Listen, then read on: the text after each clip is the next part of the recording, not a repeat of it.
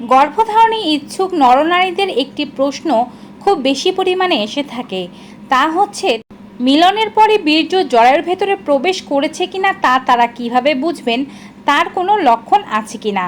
আজকের ভিডিওর মাধ্যমে আপনাদেরকে সেই লক্ষণটি সম্পর্কেই জানাবো। মা বাবা হতে চাওয়া সকল দম্পতিরা কমেন্ট বক্সে অবশ্যই লিখে দেবেন বাবা হতে চাই কিংবা মা হতে চাই, যেন অন্যরাও আপনার কমেন্ট পড়ে এবং আপনার জন্য প্রার্থনা করতে পারে। ভিডিওটি বেশি বেশি মাত্রায় ডাউনলোড করে রাখুন এবং শেয়ার করে দিন সবার মাঝে। চলুন শুরু করা যাক। গর্ভধারণের জন্য মিলন করার পরে অনেক নারীদেরই একটি অনেক বড় অভিযোগ যে স্বামীর সমস্ত বীর্যের যে অংশগুলো আছে তা বেরিয়ে যায়। পুরুষের শুক্রাণুর মধ্যে অনেক পরিমাণে শুক্রকীট থাকে, প্রায় 4 কোটি থেকে 60 কোটি পর্যন্ত, এবং তার মধ্যে কিছু পরিমাণে জল, এনজাইম, প্রোটিন অনেক কিছুই থাকে। আপনি যখন মিলন করেন তারপরে উঠে গেলে কিছুটা পরিমাণে অপ্রয়োজনীয় জল, কিছু মৃত শুক্রাণু, মৃত কোষ বেরিয়ে যেতে পারে। পুরুষের সব শুক্রাণু কিন্তু সুস্থ থাকে না, কিছু শুক্রাণুর হয়তো মাথা থাকে না, কিছু শুক্রাণুর লেজ থাকে না। পুরুষের শুক্রাণুর মধ্যে অর্থাৎ একবার মিলনের সময় যতগুলো শুক্র বের হয় তার মধ্যে থেকে মোটামুটিভাবে 20% অ্যাক্টিভ যদি শুক্রকীট থাকে তবে পুরুষকে শক্তিশালী পুরুষ বা পুরুষ গর্ভধারণ করাতে সক্ষম এমনটা মনে করা হয়। যদি কোনো পুরুষের অ্যাক্টিভ স্পার্মের সংখ্যা কম থাকে, বেশিরভাগ শুক্রাণু মৃত থাকে বা শুক্রাণু না থাকে, গঠনগত ত্রুটি থাকে, তাদের ক্ষেত্রে কিন্তু গর্ভধারণ করানোর ব্যাপারটা এত সহজ হয় না। ধরে নিলাম এখানে পুরুষের শুক্রাণু সব ঠিক আছে, কিন্তু নারী জানতে চাচ্ছে যে মিলনের পরে শুক্রাণু জরায়ুর ভেতরে প্রবেশ করতে পেরেছে কিনা। মনে রাখবেন, এটি বোঝার বা এটি পরীক্ষা করার তেমন কোনো বৈজ্ঞানিক মাপদণ্ড নেই, কিন্তু নারী যদি চান শুক্রাণুকে জরায়ুর ভেতরে প্রবেশ করানোর জন্য সাহায্য করতে পারেন এবং একটি লক্ষণ পরীক্ষা করে দেখতে পারেন যে শুক্রাণু প্রবেশ করেছে কিনা।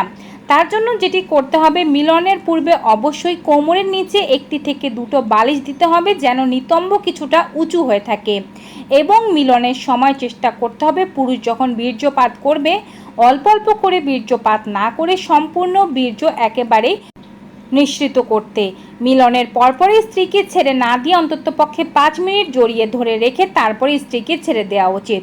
এক্ষেত্রে স্ত্রীর নড়াচড়া করা যাবে না, স্ত্রী চিত হয়ে শুয়ে থাকবে, পাগুলো হাঁটু মুড়ে শুয়ে থাকবে। প্রয়োজনে একটি টুলের সাহায্যে পাগুলো একটু উপরের দিকে উঠিয়ে রাখা যেতে পারে। এক্ষেত্রেও স্ত্রী উঠে নিজেই কাজটি করবে না, স্বামীর সাহায্য নিয়ে একটি টুল রেখে সেক্ষেত্রে পাগুলো উপরে উঠিয়ে রাখতে পারে। এভাবে খুব বেশিক্ষণ থাকার প্রয়োজন নেই, সর্বসাকুল্যে 30 মিনিট পর্যন্ত থাকতে পারেন। এতে করেই কিন্তু অ্যাক্টিভ যে শুক্রাণুগুলো আছে তা খুবই দ্রুত সার্ভিক্সের মুখ ভেদ করে জরায়ু পার করে ফেলোপিয়ান টিউব পর্যন্ত পৌঁছে যেতে পারবে। পুরুষের শুক্রাণু নারীর ডিম্বাণুর কাছে পৌঁছাতে সর্বোচ্চ 2 মিনিট থেকে 1 দিন পর্যন্ত সময় লাগতে পারে। নারীর শরীর ভেদে এই ঘটনাটি ঘটে থাকে, বলা যাবে না যে কোন নারীর শরীরে কখন এটি ঘটছে। এরপরে যখন আপনি বিছানা থেকে উঠবেন অর্থাৎ 30 মিনিট পরে, তারপরে যা আপনার ভেতর থেকে বের হবে তা কিন্তু বাড়তি অংশ বা অপ্রয়োজনীয় অংশ। যতটুকু শুক্রাণু ভেতরে প্রবেশ করা উচিত ছিল ততটুকু কিন্তু ভেতরে প্রবেশ করে গিয়েছে। এবার নিজেকে পরিচ্ছন্ন করার পরে যখন আপনি ঘুমিয়ে পড়বেন, সকালবেলা 2 থেকে 3 বার বা 1 বার পর্যন্ত আপনি খেয়াল করতে পারেন আপনার যোনি ভেজা ভেজা অনুভব হচ্ছে, পিচ্ছিল এক ধরনের স্রাব যাচ্ছে। এটি আসলে স্রাব নয়, আপনার যোনির ভেতরে পুরুষের যে শুক্রাণুগুলো ঢুকেছিল তার সেই শুক্রাণুগুলোর কাজ হয়ে গিয়েছে, অবশিষ্ট শুক্রাণুগুলো মরে গিয়ে বের হয়ে যাচ্ছে।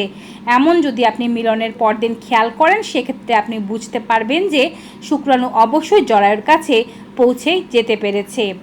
আর কিছু লক্ষণ আছে যা আপনাকে দেখতে হবে 6 থেকে 12 দিনের মাথায়, সেগুলো আপনার সঠিক ইমপ্লান্টেশন হলে লক্ষণগুলো আপনার মাঝে প্রকাশ পাবে।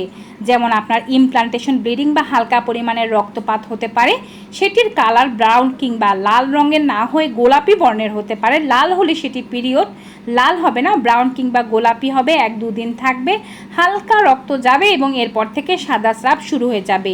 এছাড়াও গর্ভধারণের অন্যান্য সুস্পষ্ট লক্ষণ যেমন মাথা ঘোরানো, বমি বমি ভাব বা বমি হয়ে যাওয়া, গন্ধের প্রতি সংবেদনশীলতা এবং এর পাশাপাশি যদি ব্রেস্টে ব্যথা এই ধরনের লক্ষণগুলো থেকে থাকে, সেক্ষেত্রে আপনি বুঝতে পারেন যে জরায়ুর ভেতরে শুক্রাণু প্রবেশ করে আপনার ডিম্বাণুকে নিষিক্ত করেছে এবং আপনি গর্ভবতী হয়েছেন বলে এই লক্ষণগুলো আপনার মাঝে প্রকাশ পাচ্ছে। ভিউয়ার্স, ভিডিওটি কেমন লাগলো কমেন্ট বক্সে অবশ্যই জানাবেন। বাবা মা হতে যাওয়ার সকল দম্পতিদের সকল মনস্কামনা পূরণ হোক এই আশাতে এখানেই শেষ করব। সবাই ভালো থাকুন, সুস্থ থাকুন। Good bye and take care.